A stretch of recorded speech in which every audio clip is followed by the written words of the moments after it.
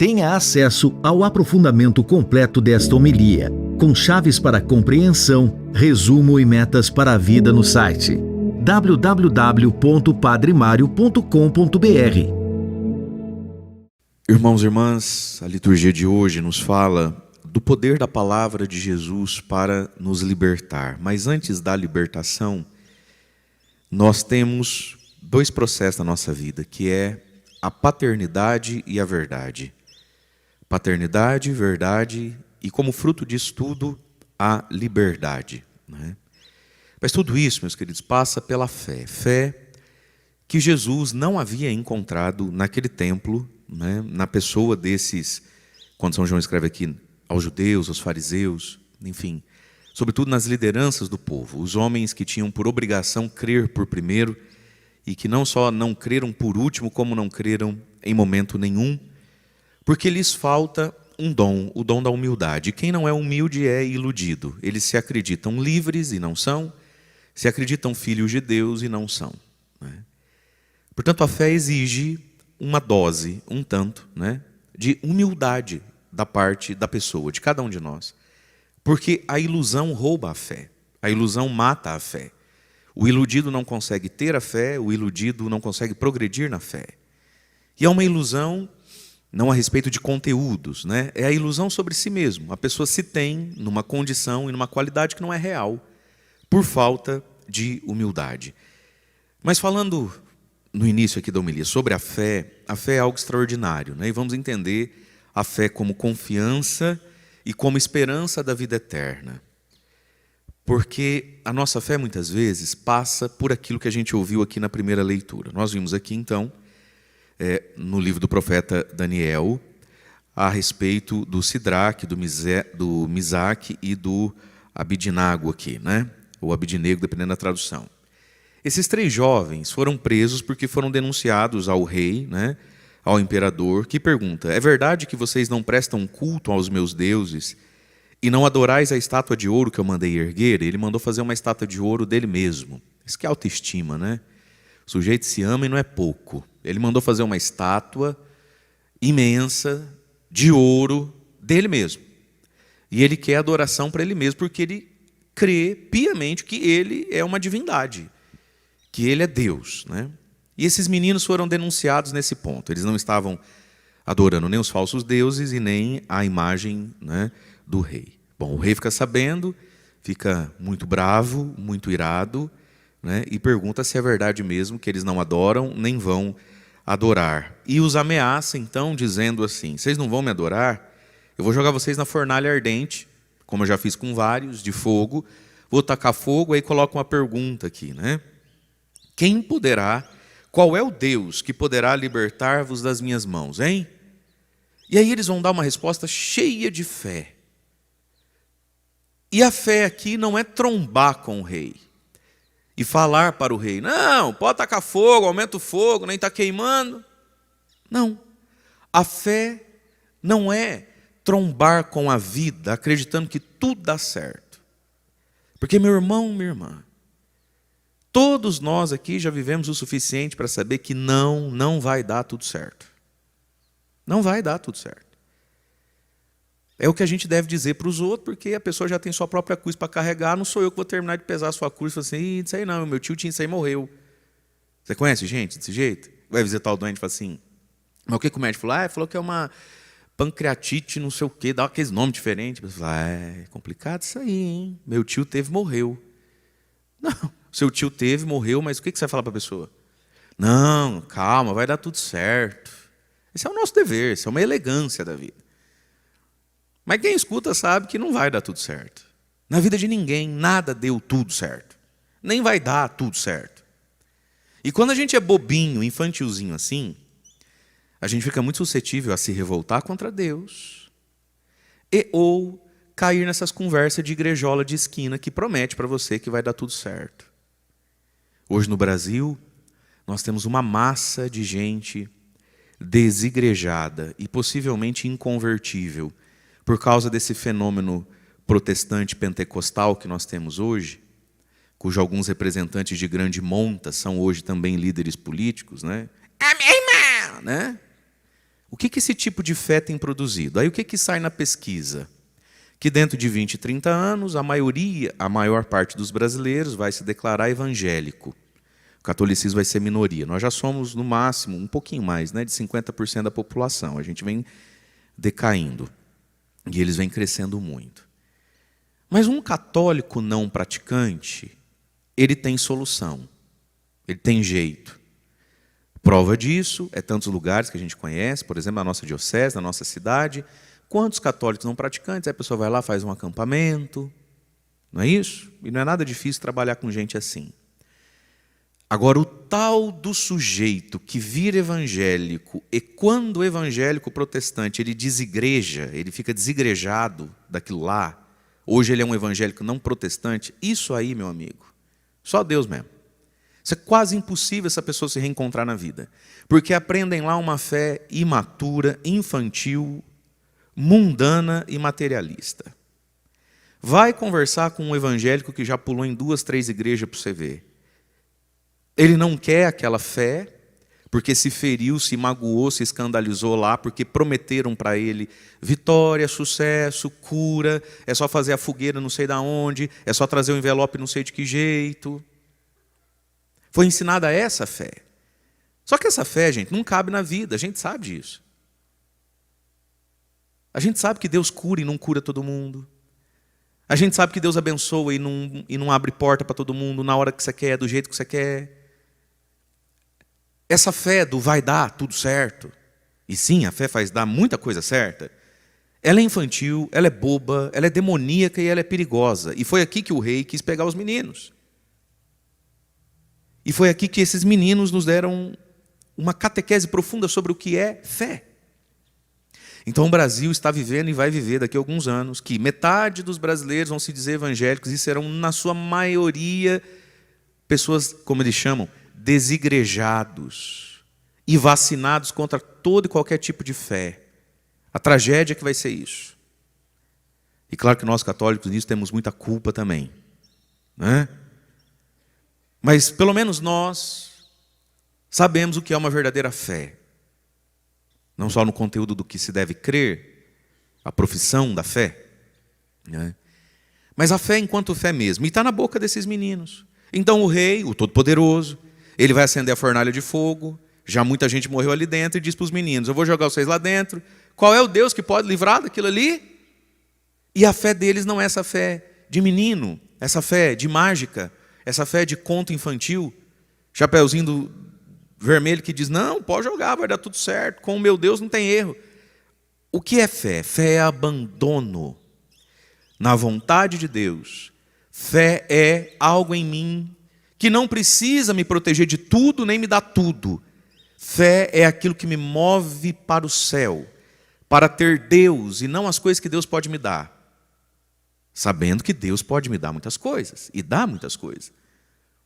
Mas o grande ganho da fé é ganhar Deus. Não é ganhar as coisas que Deus tem para dar. Porque nessa de ganhar as coisas que Deus poderia me dar, é que o diabo aparece para oferecer as mesmas coisas. Não foi assim lá na tentação de Jesus? Me adora, ajoelha, e eu te darei coisas. Meus irmãos, o único que prometeu coisas foi o diabo, nunca foi Deus. Mas vamos à fala dos meninos. Eles vão dizer ao rei, não há necessidade de te respondermos sobre isso. Se o nosso Deus, a quem rendemos culto, pode livrar-nos da fornalha de fogo ardente, ele também poderá libertar-nos das tuas mãos, ó rei. Mas se ele não quiser nos libertar também, isso é fé. Deus pode todas as coisas, e se ele não quiser fazer nenhuma delas para mim, está bom também. Porque fé é abandono, fé é comunhão com uma pessoa. Não é expectativa de que ele vai me dar algo, sabendo que se ele quiser, ele pode dar. Olha a profundidade disso aqui, meus irmãos. 3 jovens, 3 adolescentes, na verdade, né? No tamanho dessa fé. E aí, às vezes, a gente olha e passa pano, legitima e não estica nem um pouquinho os nossos adolescentes. A palavra adolescente, a palavra jovem hoje virou, assim, carta de alforria para qualquer maluquice e bizarrice que a vida possa propor para um ser humano. Por quê? Porque é adolescente, né? Não é porque é jovem, né? Por isso que vira esses velhos doidos, fraco. Adolescência é tempo de aprender a fé. A fé. Gente, no judaísmo, né, no tempo de Jesus, o menino ficava com a mãe, muito juntinho da mãe, até 3, 4 aninhos. Quando fazia 4 aninhos, o pai pega o filho para ele, basicamente, no relacionamento diário. E é o pai quem catequiza o menino, ensina a ler, escrever e a decorar a lei. Aí aos 12 anos de idade, a gente conhece essa cena no Evangelho, Jesus aos 12 anos de idade dando um show, né, para os doutores da lei. Aos 12 anos de idade tem um rito judaico, onde o menino vira homem, é uma prova oral no templo, onde os adultos, escribas, fariseus, começam a fazer perguntinha sobre o Pentateuco. Pergunta para o adulto que está do seu lado, o que é Pentateuco, o que tem lá? Pergunta. Pode virar, você está meio longe, pergunta para trás aí, primo. Vai lá, pergunta para ele. Fala, o que é Pentateuco? Fala assim, eu já ouvi isso na missa várias vezes, mas não faço ideia não. É um negócio lá que deve... O Pentateuco, não faz ideia, né? Pois é os 5 primeiros livros da Bíblia. Que para o judeu, eles creem piamente, foi totalmente escrito por Moisés. Hoje a exegese sabe que não. Mas para eles é escrito por Moisés. Então, a prova oral sobre o Pentateuco. O menino escolhe 3 salmos para eles perguntarem a respeito dos salmos para ele. Sobre os 4 profetas maiores e os 12 profetas menores. É uma prova oral que se faz. E quem preparou o menino para isso? O pai. Se ele passar na prova, aos 12 anos, ele é um adulto, ele é um homem. Aí o pai faz uma oração no templo, na frente dos outros, para Deus. Senhor, me livrei, não é mais meu, agora é entre ele e o você aí. Meu filho, é entre você e Deus, eu não tenho mais culpa de nada, nem mérito de nada também. Agora é você, 12 anos. 12 anos. Aí a gente tem a cena do Evangelho, quando eles encontram o menino Jesus, perdido depois de 3 dias, todos encantados e se perguntando assim, de onde lhe veio tamanha sabedoria? De José. Foi de José que veio tudo aquilo ali. Do pai, do homem, que fez um ser humaninho de 12 anos já ser sentido pelos outros como um aborrecente, como um homem.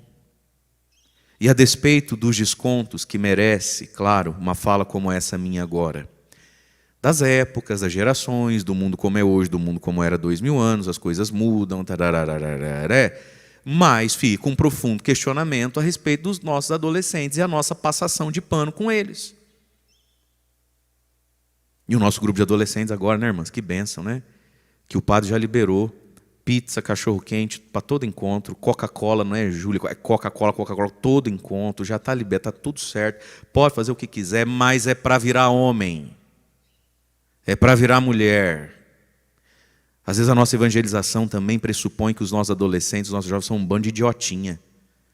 É uma fanfarronice. E vai para esses grupos, depois de 1 ano, 2 anos de grupo, o que eles aprenderam? Beijar na boca. Aí a Tati está pegando o Rafa está traindo a Tati com a Nath está chateada porque o Enzo ficou com... E é uma muvuca. E se faz de um tudo. Só não se reza, só não se conhece a Deus. Fecha parênteses.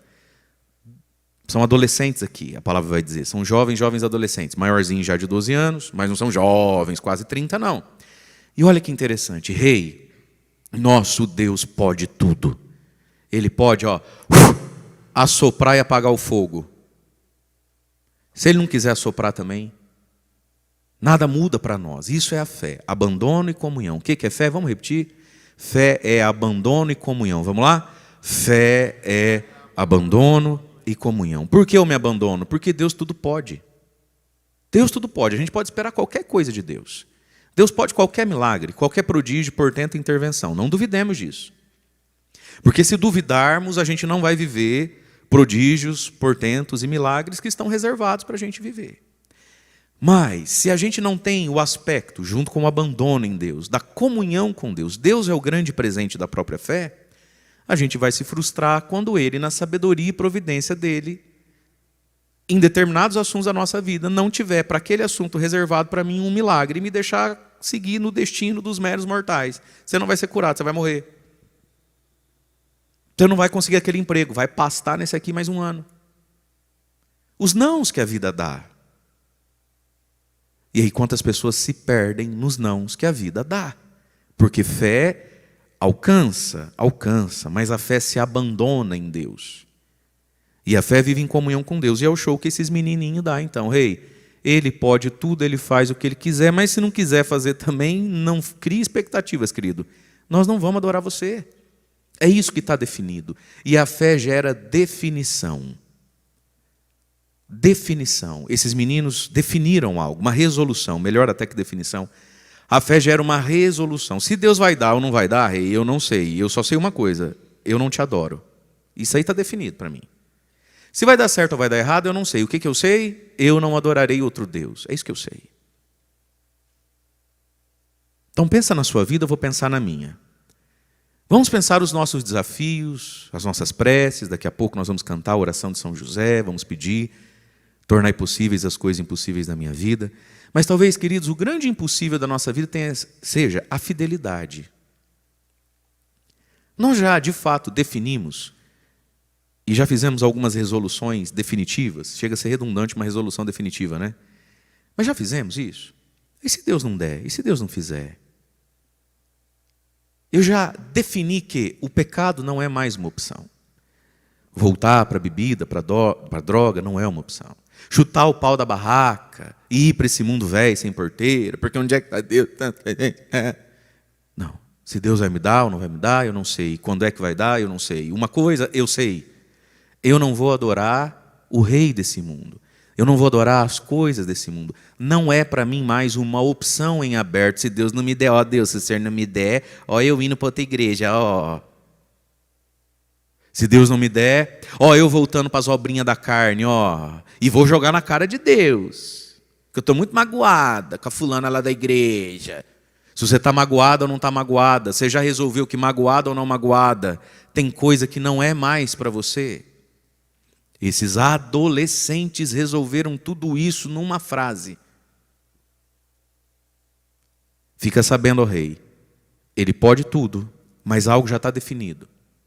Nós não vamos adorar você, nem os seus deuses, nem o paganismo que a gente vive aqui. Se precisar, a gente morre na fidelidade. Porque aqui nessas alturas do campeonato, no livro de Daniel, começa a fé na vida eterna, que por muitos séculos no povo de Deus não era clara. O povo de Deus, o povo judeu, por muito e muito tempo, caminhou com Deus, crendo na existência de Deus, observando mandamentos, mas acreditando que quando morre, acaba tudo. Essa foi a fé do povo por muito e muito tempo. Essa fé numa vida eterna aparece aqui um pouquinho em Daniel, que é um texto já tardio do judaísmo, e no livro de Jó. O livro de Jó foi escrito por causa disso. Como é que a gente resolve esse BO? O justo que sofre. Ninguém mais santo e melhor que o seu Jó ali da entrada da cidade. Ficou sabendo? O que aconteceu? Os filhos morreram tudo num dia, o pasto pegou fogo, as vacas morreram e ele está com lepra. E ninguém pode dizer, também não vai na igreja, também não resta, porque Jó era o homem mais santo que tinha na comunidade dele. Então veja, queridos, a fé nos aponta para a vida eterna, não é? A fé alcança, a fé é abandono, a fé é comunhão e a fé é resolução. E aí nós temos o salmo de hoje, que não é propriamente um salmo, é um trecho ainda do livro de Daniel, usado como salmo. A vós louvor, honra e glória eternamente. O grande louvor que eles cantam na fornalha. E vai ver que talvez foi por isso que Deus falou, quer saber? Eu posso tudo, né? Deixa eu apagar o fogo para esses meninos aí. Os caras estão na fornalha, rapaz, injustiçados, num momento difícil como esse, e cantando a Deus, sede bendito, Senhor Deus de nossos pais, sede bendito o vosso nome santo e glorioso, sede bendito em vosso templo, onde refugia a vossa glória, sede bendito vós que sondais as profundezas, e superior aos anjos e querubins os assentais. Acho que Deus viu aquele louvor, aquela ação de graça, no momento mais difícil daqueles meninos, e falou assim, então tá, eu posso tudo mesmo? Deixa eu apagar o fogo. Mas antes de apagar o fogo, e enquanto eles cantam o louvor, o rei tem uma surpresa, né? O rei fica ansioso para ver se já tinha cozinhado. Os meninos resolvem olhar numa fresta que tinha, que dava para ver lá dentro da fornalha. Aí ele chama os assessores e fala: escuta, vocês jogaram quanto dessa vez lá dentro? Falou: os 3 que o senhor mandou. Mas como é que eu vejo 4? Tem um 4º homem na fornalha, parece um filho de Deus, um ser esquisito. É o anjo do Senhor, que é prefiguração de Jesus, que desce e entra na fornalha da vida, da existência de cada um de nós, caminha conosco enquanto o fogo está aceso. Jesus anda com a gente. Quando a fornalha está apagada, anda com a gente. Quando a fornalha está acesa. Ah, mas se Jesus está com você, irmão, por que a fornalha está acesa? Percebe? Satanás é ligeirinho. E de novo, milhares e milhares de pessoas, não sem as nossas culpas, mas milhares e milhares de pessoas indo para esse discurso aí. Se Jesus está com você, como é que a fornalha está acesa? Para essa fé que não cabe na vida, na experiência humana, gerando um monte de gente cética e desacreditada até de Deus, vacinada agora contra todo e qualquer tipo de fé. O anjo do Senhor está, e é a prefiguração de Jesus, e Jesus está na vida de quem está sofrendo também. Jesus está na vida de quem está derrotado também. Jesus anda, é Deus e ama quem também sofre, não é só quem está vencendo. E aí a gente chega no Evangelho. Jesus então vai dizer àqueles que estavam começando a acreditar nele, porque eles têm duas ilusões aqui: a paternidade de quem somos filhos e a questão da liberdade. Jesus diz: se permanecerdes na minha palavra, sereis verdadeiramente meus discípulos, conhecereis a verdade vos libertará. Se permanecerdes na minha palavra, permanecer na palavra, ficar na palavra, mesmo que a fornalha esteja acesa e ardente, permanecer na palavra, não desacreditar da palavra, e não ir para outra palavra porque a minha fornalha se acendeu. Permanecer na palavra. O que acontece com quem permanece na palavra? Na palavra que a igreja proclama todos os dias. Sereis verdadeiramente, primeiro presente, meus discípulos. E qual é o objetivo do discipulado? Qual é a meta desse processo chamado discipulado? A meta do discipulado, irmãos e irmãs, não é ganhar coisas, não é alcançar coisas, é se parecer com. Essa é a grande meta do discípulo.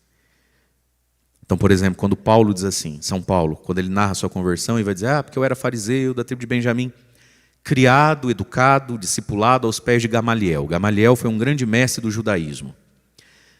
Qual era o objetivo dos discípulos de Gamaliel? Ganhar a herança de Gamaliel? Não. Se parecer totalmente com Gamaliel, no jeito de sentar, no jeito de falar, no jeito de comer, no jeito de pensar, no jeito de raciocinar, é virar um Gamalielzinho 2. Esse é o objetivo. Então, o objetivo do discipulado é se parecer com o mestre, não é ganhar as coisas do mestre. Se vocês permanecerem na palavra, vocês serão verdadeiramente meus discípulos. E o que é que um discípulo quer? Que é para a gente se entender: eu sou discípulo mesmo? Por que eu estou nessa? Vamos lá, meus irmãos, por que nós estamos de pé agora?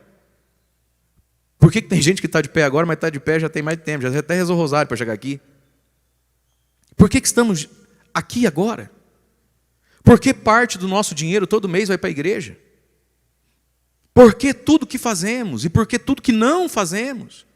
Porque eu sou discípulo, mas o que você espera disso? Cuidado com o que você espera disso. De novo, tem muita gente dizendo para você que se você for discípulo vai dar tudo certo. E tem gente que não quer mais ser discípulo, porque na vida não dá tudo certo. E é bom que não dê tudo certo. Porque nós precisamos que não dê tudo certo, para que dê certo o discipulado na minha vida, na sua vida, porque o que é ser discípulo? É querer ser igual a Jesus. E para ser igual a Jesus não pode dar tudo certo. Se der tudo certo, você não vai ser igual a Jesus. Isso é a fé, meus irmãos. Isso é um encontro com Cristo. O verdadeiro encontro com Jesus cria em nós um sonho, uma utopia, um desejo, uma energia. Qual? Ser igual a Ele. Pensar como Ele, falar como Ele, viver como Ele, se dispor como Ele, ser para o outro, para o reino como Ele. E me responda você, se der tudo certo. Dá certo o discipulado? Não dá certo o discipulado. Por isso que o sofrimento coopera. A cruz coopera. Por isso que São Paulo vai dizer: todas as coisas cooperam para quem quer andar com Deus. Só que a gente precisa dessa pequena, grande e essencial purificação na vida. Fui aprendendo a ser, graças a Deus, otimista pra caramba. Não, eu sou otimista, meu irmão. Se você pegar um copo de 300 ml, colocar 150 ml de água e perguntar para mim o que você está vendo, eu vou te dizer, um copo meio cheio. Nunca um copo meio vazio. Se eu tiver que fazer alguma coisa, aparecer uma nuvem no horizonte, eu não penso em não fazer. Eu já penso, onde é que está o guarda-chuva, quem tem uma tenda para alugar? E se não tiver dinheiro também, faz pré-datado, Deus vai prover e o cheque não vai voltar. Eu sou otimista por natureza. E por graça, não só por natureza. E você devia ser também. Porque Deus é poderoso, Deus é bom. Você viu ali o final, Deus apagou o fogo da fornalha. Não quero com essa pregação fazer você ser mais coitado do que você já é. É difícil, né, Fábio? Complicado, né? A vida da gente é sofrer. Não, a vida da gente não é sofrer. Não é sofrer. Mas nós precisamos de uma fé onde o sofrimento caiba. E não uma fé onde o sofrimento escandaliza e rasga. O sofrimento precisa caber, mas ele não é a maior parte da vida. Ele não é tudo na vida. Então, se eu fosse você, eu se animava um pouquinho mais, voltava a acreditar um pouquinho mais, voltava a entregar currículo de novo, ia na Caixa Econômica de novo, tentar financiar essa casa de novo. Se eu fosse você, eu olharia para esse carrinho que você tem e falava, ô Deus Todo-Poderoso, pela intercessão de São José, eu precisava de um novo. Na verdade, o meu sonho é um zero. Vai que Deus te dá um carro zero. Agora, se Ele não te der um carro zero, que isso não te rasgue. O que o discípulo quer. Não, porque está difícil fazer homilia, gente. Não é fácil fazer homilia. Cada um escuta o que quer da homilia. Aí você vem na igreja, tua mulher não te aguenta mais. Preguiçoso, medroso. Não dá um passo na vida. Não provê, não cuida, não faz nada. Ainda vai voltar para casa e falar assim, não, mas o padre falou lá na missa que o sofrimento faz parte mesmo, que a gente não tem que ficar querendo ganhar nada de Deus, não. E continua ele lá, numa vida onde ele precisa ganhar da sogra e do cunhado o gás do mês. Não, filho. Não é isso que Deus quer para você, não. Confunde o padre, não.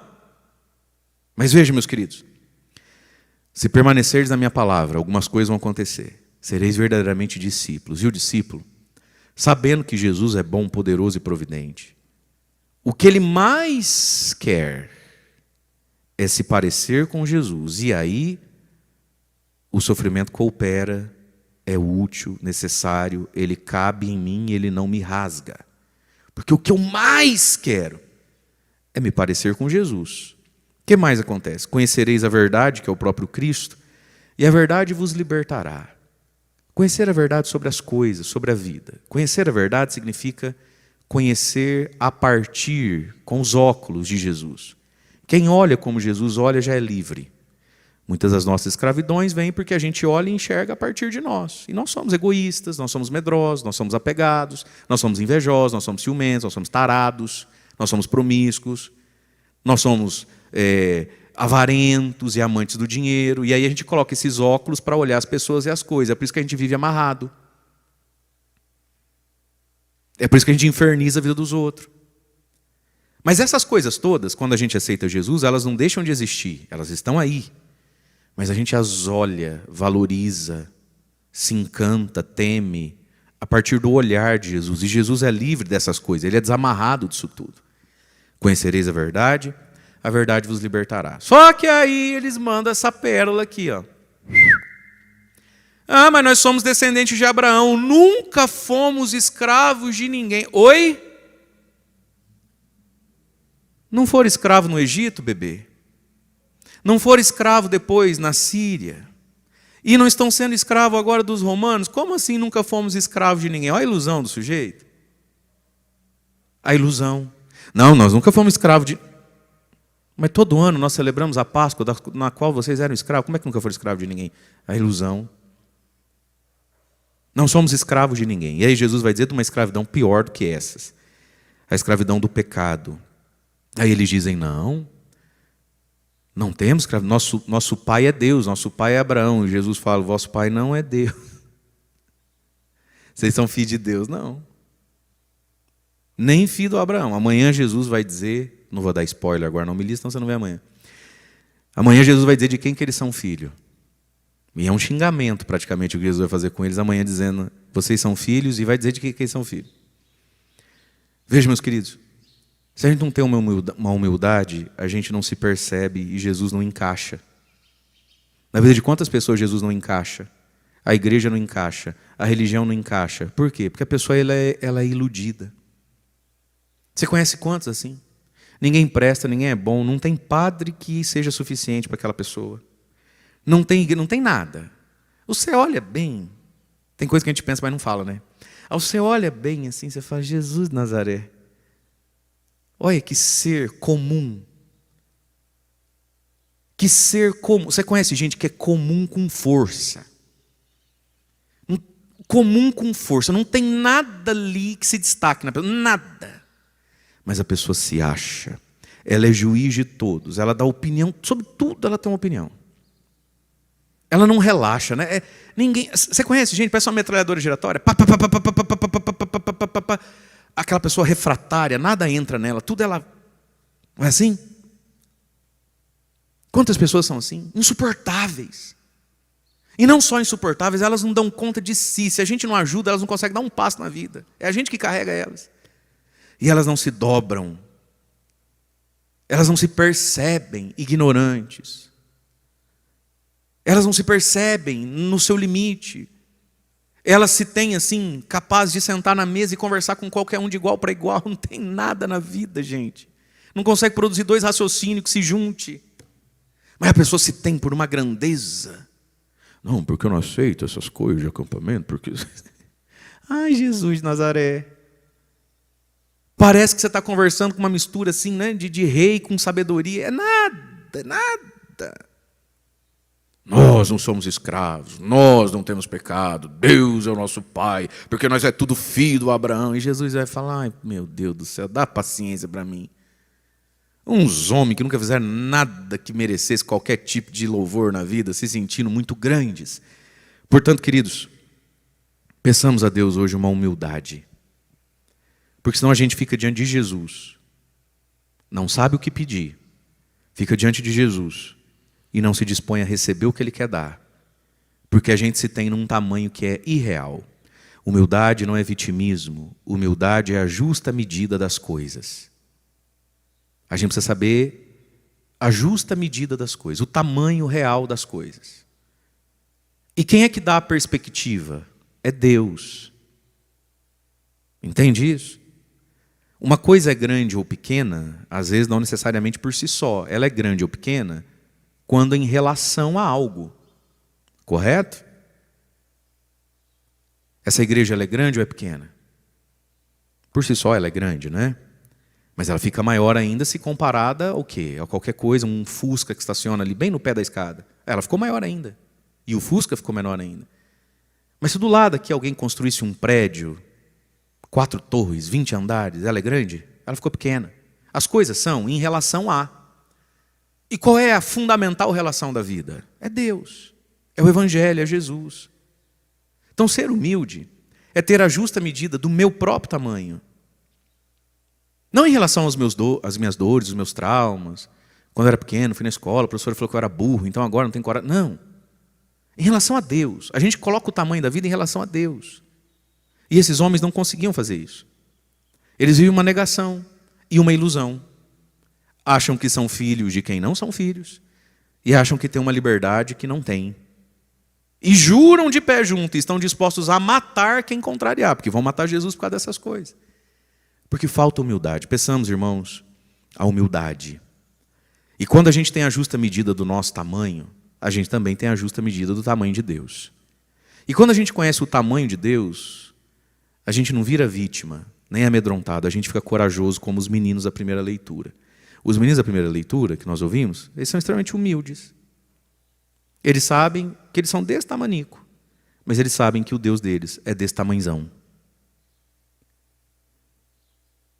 Às vezes o que está faltando para nós é, através da humildade, conhecer quão grande é Deus. Quem sabe o tamanho de Deus. E quem sabe que é pequenininho diante de Deus. Não fica amedrontado por ser pequenininho. Fica encorajado porque Deus é que é grande. E Deus é Pai. Nosso Pai através de Jesus. Nos encorajemos. Mas peçamos a humildade do Senhor para que a fé nos ajude a alcançar, mas sobretudo nos abandonar, ter comunhão com Deus e fazer algumas resoluções da nossa vida quando muitas coisas não derem certo. Louvado seja nosso Senhor Jesus Cristo. Para sempre seja louvado. Agora que você já assistiu, você pode ter acesso ao aprofundamento, ensinamentos práticos e as metas para a vida a partir dessa homilia. Acesse www.padremario.com.br.